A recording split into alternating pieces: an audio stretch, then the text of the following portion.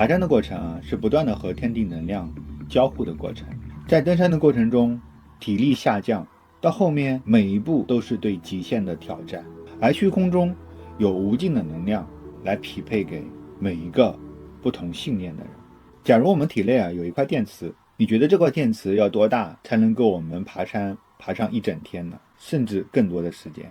你觉得爬山过程中完全是体内的能量在支持你吗？只有足够的无知和傲慢，才能让一个人觉得自己的力量是无穷的。爬山过程中出现问题的有很大一部分人就是这样的人。这部分人里面有一些还有一个特征，就是缺乏对生命的敬畏，对大自然的敬畏。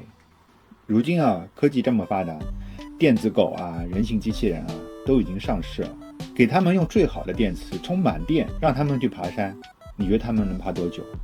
最多2个小时左右。我们人和机器本质的不同，并不是我们人体内的电池容量无限大，而是我们无时无刻的都在无限充电。那些说没有感觉的人，不是大自然没有给你，是你没有察觉到这一份力量。还有很多说自己没有力气爬山的人不是大自然没有给你，是你当下的身体和信念没有足够的容量来支持你去承载更多的能量。当然不代表你以后也不可以。这可能是我最后一次讲登山和能量的内容了。刚进来的朋友有兴趣了解的，可以去置顶视频里的爬山的秘密，尤其是那个视频的评论区，里面有非常值得大家去看的很多朋友们的分享，一定会让你有所收获。我们人一天要消耗多少能量？但是大部分的人对能量基本是一无所知人的身体就好像一块生物电池，我们一切的活动都依靠能量去支撑的。如果你过度使用自己，不维护，不充电，一定会出问题，对吗？会生病的。我们是大自然的一部分，身体和生命的存在是大自然赋予我们无尽的能量。我们每一次的呼吸、脉搏跳动都离不开大自然能量的支持。空气中的氧气、阳光的照射、水、土壤的营养，都是我们延续生命的源泉。我们从植物和动物中汲取能量，依靠地球的生态系统、循环系统生存。所以能从大自然里面汲取多少能量，也是每个人的重要能力，对不对？你汲取的多了，你的生命状态有可能就优于身边的其他人。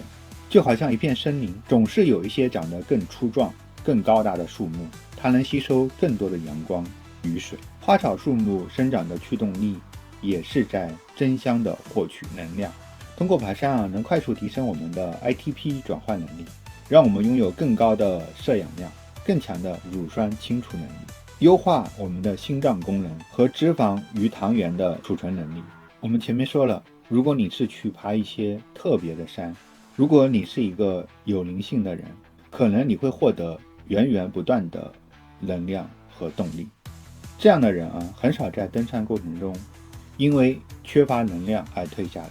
有一部关于登山者的纪录片，它的名字叫《登山家》，讲的是国外的一个小孩从小有多动症，在学校里面上学是有点问题的。他的妈妈发现他有一个爱好，就喜欢看登山的书，后来就给他买了很多登山的书籍，然后在家里面给他创造了一些登山攀岩的环境。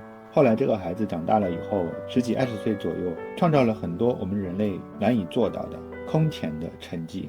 那部影片我看到最后蛮有触动的大家有兴趣的朋友可以去搜索看一下。